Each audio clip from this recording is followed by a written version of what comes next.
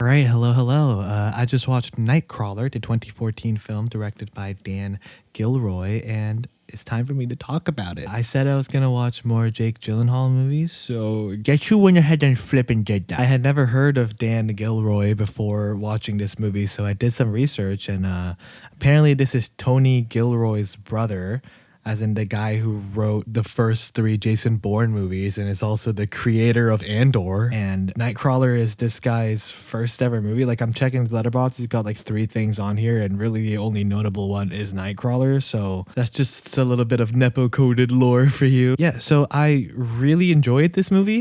I think the 3 things that carried this movie for me were the concept, the writing, and the performances.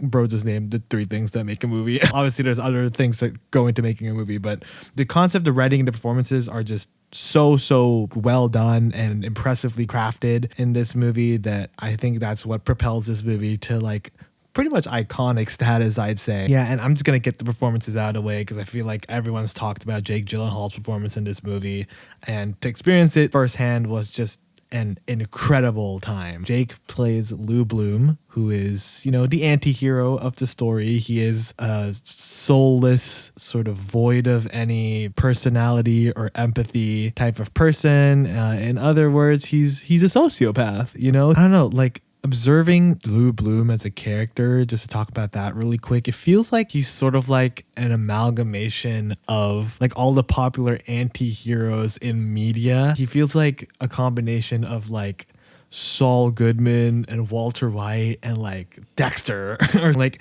it feels like he has like the persuasion tactics of Saul Goodman, the social engineering skills of Walter White, and then like the menacing, unnerving presence of Dexter Morgan. Like, sort of take facets of each of these popular anti-heroes, put them in a blender, and you get Lou Bloom. But I think Jake gives this character such a unique and unnerving spin. Like, I know a lot of people say that he sinks into this character. Like, you just don't see Jake Gyllenhaal on screen. And I just can't help but agree with that, man. He is so believable and so unnerving, yet so engaging to watch. It's like a car crash that you can't look away from. And I guess a car crash that you have to record in this movie. But yeah, he's incredible, man. I can't believe that I'm only now learning about how great of an actor Jake Gyllenhaal is. It's kind of crazy. His like 2000s, like late 2000s to early 2010s run of movies were like insane. Like Brokeback Mountain to Zodiac to Enemy to Prisoners to this. Like, that's like if you were mentioned in all the 10 Commandments. I kind of bummed that he doesn't really hit that same level of prowess in his acting anymore. Like, the roles he seems to be taking these days seem a lot more neutered and watered down than what he used to do.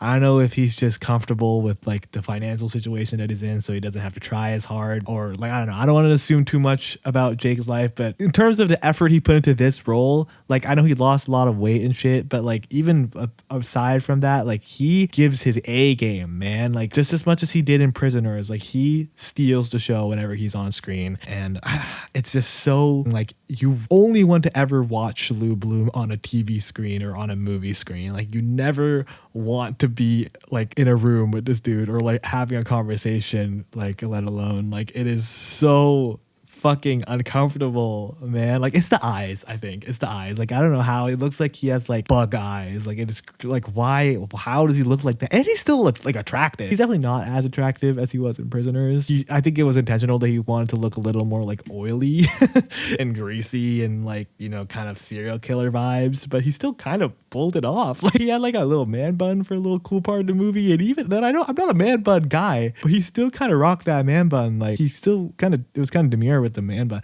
Anyway, Riz Ahmed was incredible in this movie. The woman that played Nina was also incredible. I want to get back to Riz Ahmed's character later because I couldn't stop thinking about something between Lou and Rick that I'm gonna bring up later. But yeah, the side characters were all incredible as well. Paxton was great too. Just all around great cast, spearheaded by for the ages Jake Gyllenhaal performance. Like, I could completely understand why people talk about this movie solely for Jake's performance to this day. Like, it is incredible. Another great thing is that he was served a great script, because because the writing in this movie was so good. Like it kind of felt like The Social Network. Not necessarily as witty as Social Network, but it was definitely a lot. It understood the assignment, I guess. Like it kind of knew what it wanted to be, and it knew exactly what it needed to be. And that made the movie feel like it was never a dull moment, you know? And I just have to give my flowers to the writing because it was incredible. And the sequencing of all the events was so good. Just like how it was in Prisoners, like everything that happens makes sense and demanded the next thing to happen. And it was also just really fucking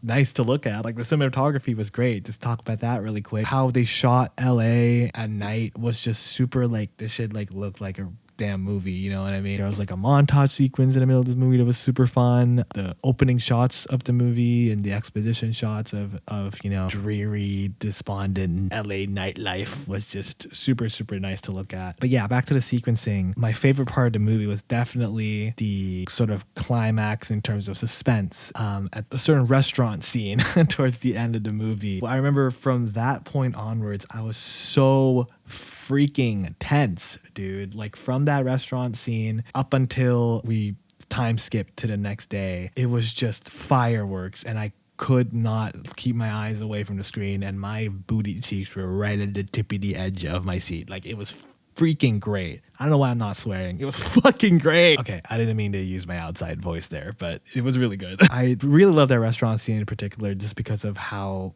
like ball gripping it was. Like my ass cheeks were clenched, dude, when they were just panning the camera back from Lou's perspective to Rick's perspective to the two people in the restaurant's perspective. Like it was just like, holy shit, what the fuck is gonna happen, you know? And then shit happened, and it was fucking crazy. And that was even more accentuated by the score.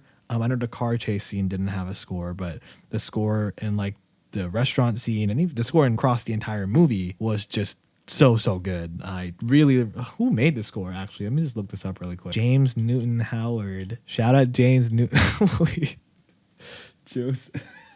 Sorry, I'm looking at this soundtrack on Album of the Year, and it said that this James Newton Howard soundtrack was produced by Sven Falconer and Joseph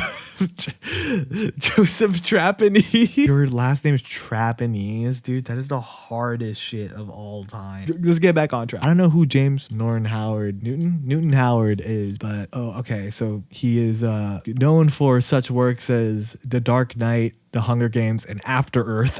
A friend of mine told me that the score sounded like Peter Gabriel made a movie score, and there's definitely times where it feels like that, and that means it's good because I love Peter Gabriel. So, and also moving on to the concept, just the concept of this movie is just amazing, man. The idea of like stringers, and I just don't think there's a movie that really, at least that I've seen, that's really talked about like a photojournalist or a videographer journalist, you know, just capitalizing on crimes and trying to make a quick buck off of video footage, because it is something to think about, you know, how news stations get this footage of like super candid and close-up footage of really graphic and disturbing crime scenes. Like, they don't probably give a fuck about what's happening. They just want to get the fucking headline, and they want the really crazy angles. And it's just such an interesting concept. Apparently the original treatment for this movie was written by Dan Gilroy in 1988 and was shelved until 2013 or whatever, when he actually sat down and wrote a screenplay and started pitching the movie to people. So yeah, this movie's like quite literally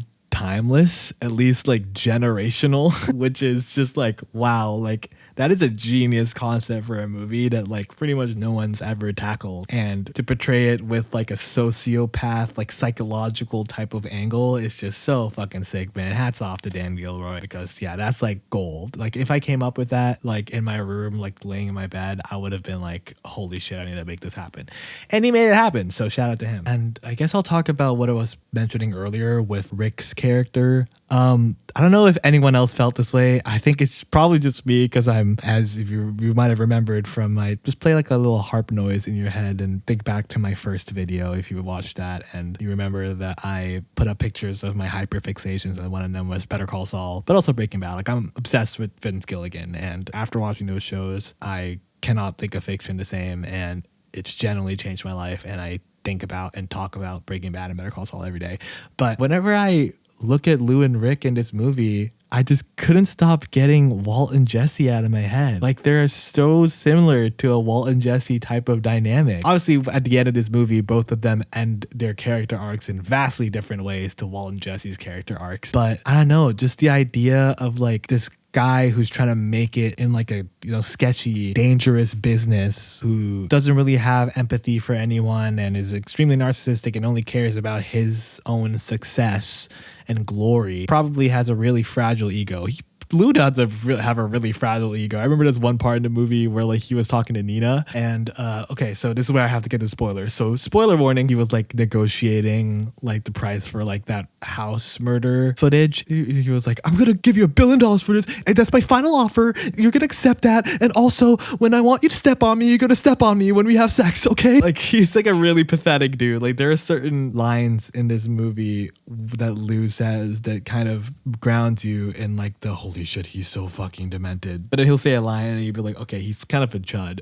Like, he's a pathetic loser, which is always necessary. And, you know, Walt has that too in Breaking Bad. So there's another parallel. But yeah, like this like sort of evil, narcissistic, like demanding character sort of bossing around and manipulating and gaslighting a innocent, troubled young man who's just trying to turn his life around and ends up ruining that person's life because of it. Like, you know, well, you see where I'm getting at here? I wonder if Dan Gilroy was ever inspired by Breaking Bad at all when writing this, because man, Lou and Rick just are so similar to Walt and Jesse, which just made me love specifically Rick a lot more. And yeah, he was also just such an endearing character. I need to watch more Riz Ahmed movies. Sound of Metal is on my list of movies I want to watch next, and it's been there for a while, but this just makes me want to watch it so much more, because Riz Ahmed is so endearing and lovable, and just, if Jake Gyllenhaal was the soul of the movie,